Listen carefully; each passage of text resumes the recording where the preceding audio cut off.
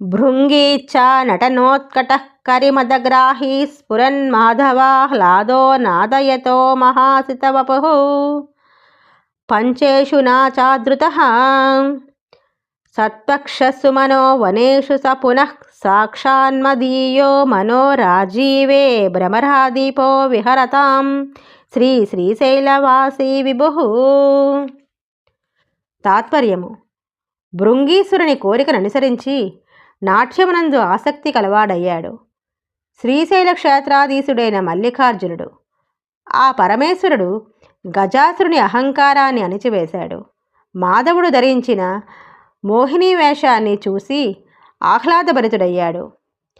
ఓంకారనాద స్వరూపుడైన వాడు, తెల్లని శరీరాన్ని ధరించినవాడు, మన్మధుడి చేత ఆరాధించబడినవాడు, దేవతలను రక్షించేవాడు అయిన శ్రీశైలంలో నివసించేటటువంటి భ్రమరాంబ మనోనాథుడైన ఆ మహాదేవుడు నా హృదయ పద్మమునందు ప్రత్యక్షమై నిరంతరము విహరించుచూ ఉండుగాక.